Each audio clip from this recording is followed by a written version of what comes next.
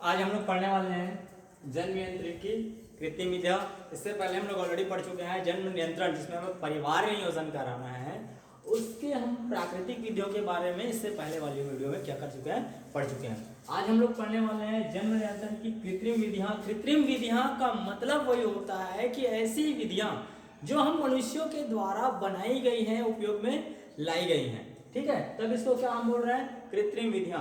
इसमें कुछ 3 प्रकार की चीजें आते हैं। सबसे पहले आता है आपका मुखी, ठीक है। मुखी स्पष्ट बोला जा रहा है, जिसको हम किसके माध्यम से लेने वाले हैं, मुंह के माध्यम से, मुंह के माध्यम से, ठीक है, लेने वाले हैं। तब इसको बोला जाता है मुखीय नियंत्रक गोलियों के नाम से जाना जाता है। चलिए, सबसे पहले आप लोग देख रहे हैं कि मुख्य नियंत्रक गोलियां जो होता है, इसको कुछ नहीं है, साधारणतः इसको क्या किया जाता है, महिलाओं जो गर्भ में नहीं रहना चाहती है, जो महिलाएं मां नहीं बनना चाहती है, वह सुविधा के लिए इस गोलियों को अपना मुंह के माध्यम से सेवन करते हैं, ताकि उनके अंडे जो होते हैं वो निषेचित नहीं होते हैं। या एग्जाम्पल के रूप में गांव में जो मितानिन वगैरह जो होती है, उनके पास स्वास्थ्य केंद्र जो होती है, वहां पे मुफ्त में दवाई मिल जाती है। या माला एन या माला डी के नाम से मिलता है। माला एन या माला डी के नाम से क्या होता है, ये मिलता है, ठीक है। चलिए, आपको समझ में आया कि क्योंकि ये टेबलेट्स होते हैं, टेबलेट्स फॉर्म में होते हैं, इस कारण से इसको क्या कर लिया जाता है, मुंह से खा लिया जाता है, जिसके कारण से यह प्रजनन जो संतान आने वाली है उसको रोक देता है, ठीक है। दूसरे आते हैं, इसमें हम लोग देखेंगे, जिसमें आता है आपके एग व स्पर्म, मैं स्पष्ट बोलूंगा, शुक्राणु व अंडाणु को मिलने से रोकने वाली युक्तियां, ठीक है।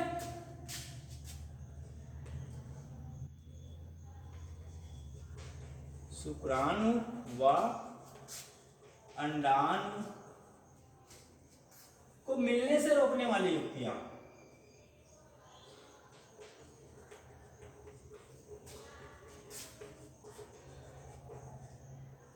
ठीक है। चलिए, अब इसमें बात करेंगे, ऐसा सिस्टम अपनाने वाले हम लोग जिसमें वो केवल शुक्राणु और अंडाणु जो होगा आपस में फर्टिलाइज नहीं होगा, वो एक दूसरे से मिलने से क्या हो गए हैं, रोकने वाले हैं। ऐसे युक्तियों के बारे में बात करेंगे। तो सबसे पहले इसमें आता है आपका अंतर्गर्भाशयी निरोधक युक्तियां। पहले वर्ड बोल रहा हूं मैं, अंतर्गर्भाशयी, ठीक है।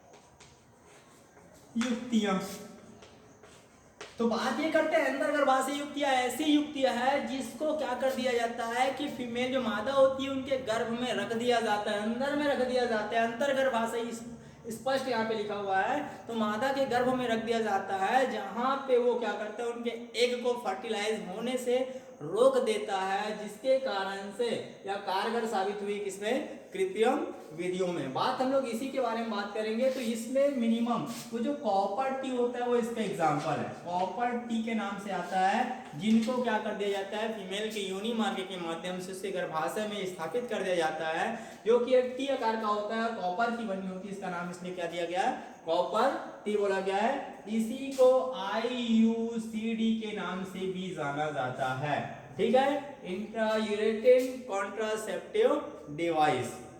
चलिए, दूसरा इसमें आता है आपका कंडोम।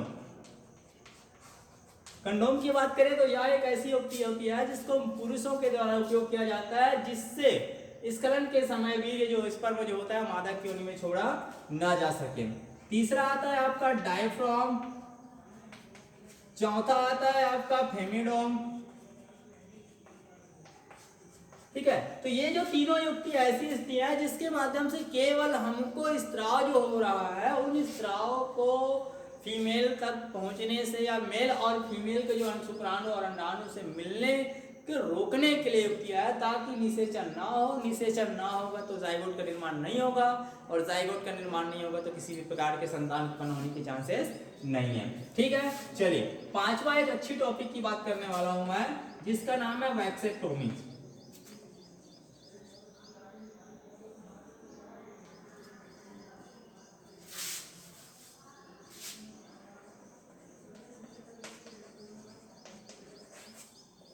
चलिए, ये वास्तविक में वैसेक्टोमी होता क्या है इसमें हम लोग बात करेंगे। तो होना जाना अलग से कोई बहुत बड़ा प्रोसीजर होता नहीं है, ये एक चिकित्सकीय विधि है, शल्य चिकित्सा विधि है वास्तविक में, जिसके माध्यम से क्या किया जाता है, वैसेक्टोमी। तो याद रखना, वैसेक्टोमी जिसमें पुरुष का शुक्राणु जनन नलिकाओं को काट दिया जाता है और काट के वहां से बांध दिया जाता है, और वो जब बंध जाता है तो वहां से जो उनके वृषण होते हैं वहां से स्पर्म का स्त्राव नहीं हो पाता है, और स्पर्म का स्त्राव नहीं होने से आपके किसी भी अंडे को वो क्या नहीं कर पाएगा, फर्टिलाइज नहीं कर पाएगा। तो ये बहुत बड़ी कारगर साबित हुआ है आपके इस प्रजनन की विधियों को रोकने के लिए, परिवार नियोजन को कारगर साबित करने के लिए। ठीक है, वैसेक्टोमी। ऐसे एक और आता है आपका, छठवां आता है जिसको बोलते हैं ट्यूबेक्टोमी।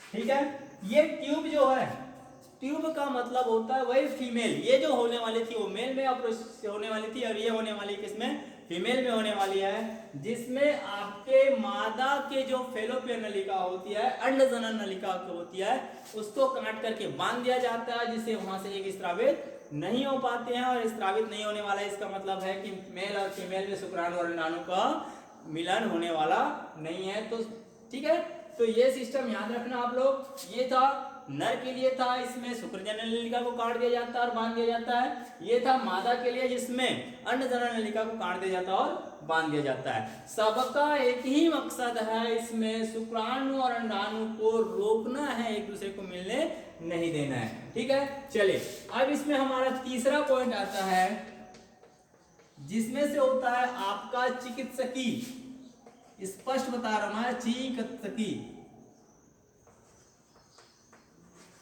गर्भ समापन।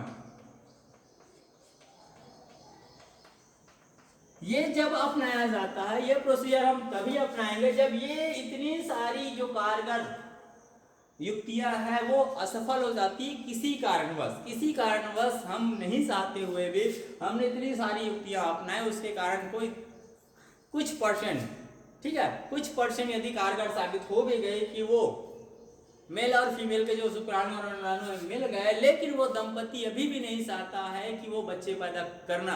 ठीक है, तो उनके लिए क्या कर दिया जाता है, चिकित्सकीय गर्भ समापन, जो कि आज के डेट में यदि ऐसा है या किसी जो महिलाएं हैं उनके अभी बच्चे बहुत छोटे हुए हैं या उनके घर में 1 से 2 3 से अधिक संतान हैं, तो इनको वैध किया गया है, जिसके माध्यम से क्या कर दिया जाता है, इनको गर्भ को एक समाप्त चिकित्सा के माध्यम से कर दिया जाता है। तो हमने ये देखे कि ये इतनी सारी युक्तियां जो थी वो कैसे थी, आपके जन्म नियंत्रण की कृत्रिम विधियां थी। इसको हम लोग ध्यान से याद रखेंगे, पढ़ेंगे, जिसमें से मोस्ट क्वेश्चन के रूप में आता है आपका वैसेक्टोमी और ट्यूबेक्टोमी। ठीक है।